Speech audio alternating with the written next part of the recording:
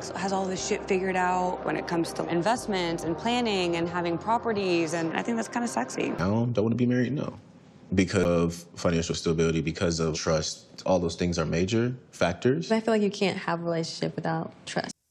I'm really worried about Roxanne and Alex if they move in together because they're too much of the same person and they're going to butt heads because they're going to realize how intense they can be. But that just might be me. But because they are very driven, they're this, that, and the other, and there are too many commonalities that because they're so strong minded, I don't think either one of them is going to be willing to compromise. But anyway, I digress. Hey there, thanks for stopping by. It's Valerie. Welcome to my channel. If you're new here, don't forget to subscribe. We're trying to get to 1,000 subs. Click the like button, turn on the notification bell for when I upload new videos, and definitely leave a comment. In this episode, I'll be reviewing The Ultimatum, Season 2, Episode 2. I don't know whether I'm the only one who's confused because you still have Lisa, she's stormed out, and Brian follows her to have a conversation. And the tension that's between them, I don't think has anything to do with Rhea. Yes, Rhea, I don't think is there for the right reasons. I agree with Lisa, but the way Lisa's behaving leads me to think that it's either Brian has cheated on her before or someone else has cheated on her before. And so now she has trust issues because what she says does make sense to some extent, but I don't think the way she went about it is the right way because her concern is, and my concern is, Brian is not looking for a connection that will allow him to grow or that will open him up to his areas of weakness or areas of development. He's looking at someone who he's attracted to and someone who he might possibly see himself dating, which is Rhea. And so I understand what Lisa is saying, that you are not going to gain anything by coupling up with Rhea. All you're going to do is you're going to sleep with her and you're going to be making out with her and you're going to cheat on me. So that part makes sense, but I think the delivery is what's wrong. And so I don't know how they can get around that. I don't think this was the right place for them to go. I think Lisa should have gone to counseling on her own first, and then they should have gone as a couple, and then from there they should have then discussed getting married. Because even if he proposes, there's still a lot of concerning red flag issues that need to be addressed. The way she slapped him in the face, I didn't like that. The way she was screaming and shouting across the car park raised concern to me, in the sense that, has he done this before? Why is she so angry? What's happened? What have we not seen? And then you have Brian sort of walks in and everybody's taken aback because everybody can't understand why Lisa's behaving the way she's behaving, because it's a bit over the top. It's so exaggerated and so irrational that nobody can make any sense of it. And then he then tries to have a conversation with the group but eventually walks out. You have Trey having a confessional, sort of discussing. I think he's asked about the situation with Lisa and Brian, and he's saying this is very challenging. This is a very difficult thing to go through. It's not easy for anyone, and he's surprised that his conversations with some of the women are very easygoing, and he doesn't have to, put in a lot of work or sort of try and like pull teeth to get an understanding or a connection. So he's wondering whether it's worth continuing to chase whatever he has with Rhea. And then Rhea comes across to him for a hug and she's crying. And it's like, I don't think she's crying that she likes him. I think she's crying at the fact that the person that she likes is being taken away from her, or she's being denied the opportunity to get to know Brian. I think that's the reason why she was crying, because she was saying that with Brian, everything flows easily, the conversations are great. And so it's very challenging and very difficult. And it's like, I really don't know what's going to happen, because everybody else, you have the girls, you have Roxanne and Kate sort of flirting with the guys and saying, we're here, we're single. And Antonio is sort of asking them that, you're saying that in front of your exes. It doesn't make any sense. And it's a very awkward situation. I have to give them that. And they're very brave for putting up with this experiment. So Roxanne goes on a date with Alex. And Roxanne and Alex are a male and female version of each other. And I don't know whether that is the reason why they're attracted to one another. I personally don't think anyone in this experiment knows what they're here for. And I think people are looking for a partner, not in the sense of growth, but in a sense of replacement, so to replace whatever they have. That's the impression that I'm getting, especially with Brian and Rhea, and also now with Alex and Roxanne. I don't know what they're going to learn about each other really, because she's talking about, oh, this is sexy about him. He's organized, he's got his investments, he's got ABCD. And it's like, yeah, he's got that. But I don't think you should be looking to replace your partner. I think you should be looking to sort of develop yourself and evolve yourself and get a better understanding of why you don't want to marry your current partner. I know there's did talk about, their experience with marriage, and Roxanne was talking about her parents, her grandparents being married for a very long time, her parents as well were married for a long time. So this is means that she's seen the positivity that comes with marriage, and she's interested in marriage, but at the moment it seems she's not ready, which apparently is the same scenario with Alex. And I don't know how, if you're looking for someone who's sort of more or less you're going to grow. I think they should have looked for people that are opposite of them. That way they gain a better understanding of what they need to do to sort of develop, or to get to reach that place whereby they say, okay, I want to marry this person, or I don't want to marry this person. I can see a train wreck with the two of them. I think they're going to butt heads because they're too similar. So I think they're going to butt heads, as I said before. So you have Antonia and Kate on a date, sort of discussing their situation and the fact that they both issued ultimatums, and they are sort of trying to find someone to live with that will help them grow. And it's like, this is the problem they're having. It seems like people are looking for people that are sort of a reflection of themselves, people that remind them of themselves.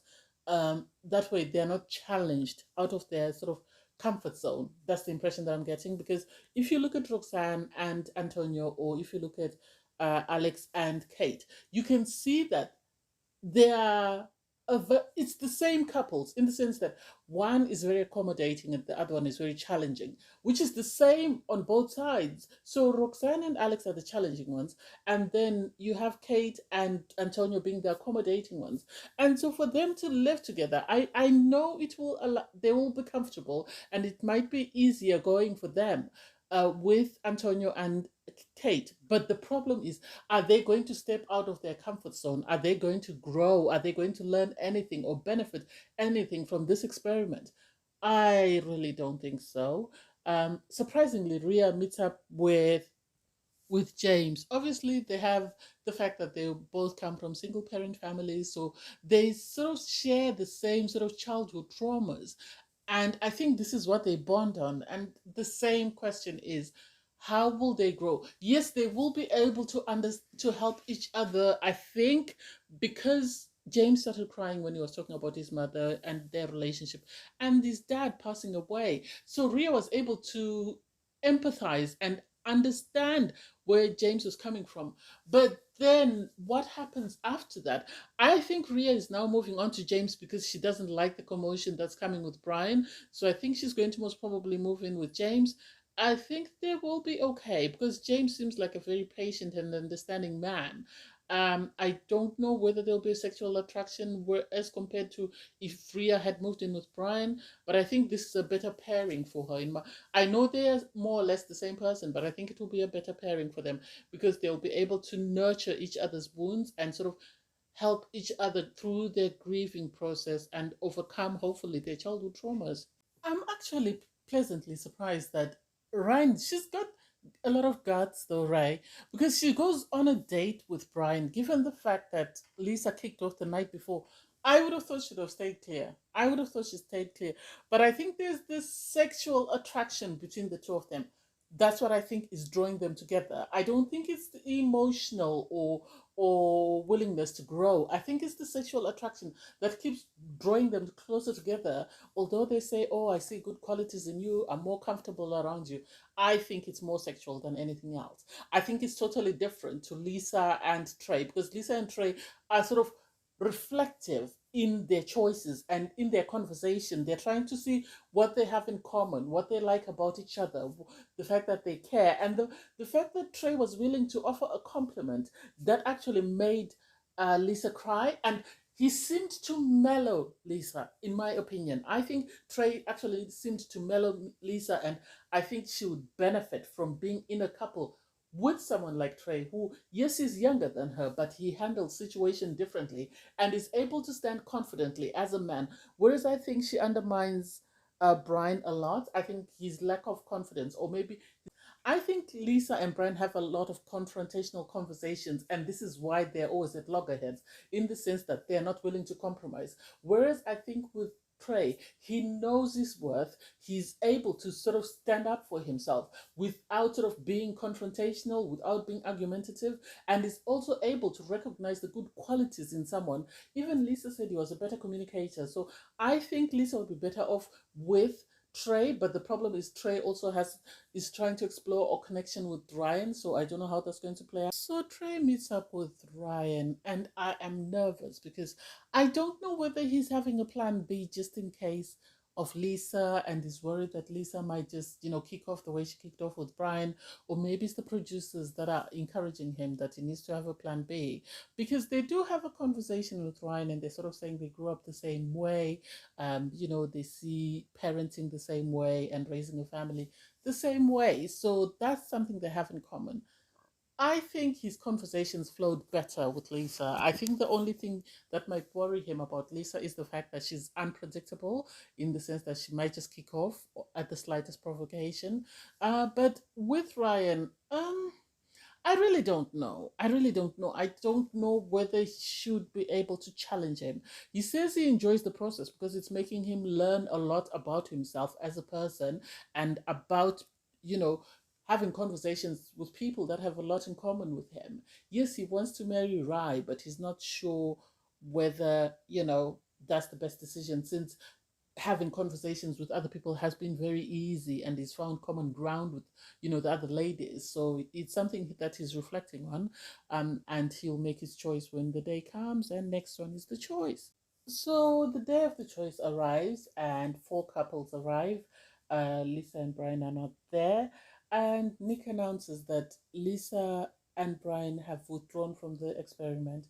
We've invited them to come to sort of have a conversation with everyone, but they have declined. And you could see Rai's face drop. I think Rai was really looking forward to coupling with Brian. And I don't want to say anything negative, but I think Lisa was going to do anything and everything to keep Brian from this experiment. And I think she decided to withdraw him because she could see how he was connecting with Rai. I think, if nothing else, this should tell Trey that Rai might not be it for him. Because if she's able to create a bond with somebody else and create this connection whereby she's sexually attracted to that person, and she's willing to to sort of move in with him, and he's talking about hugging and stuff, she's not it.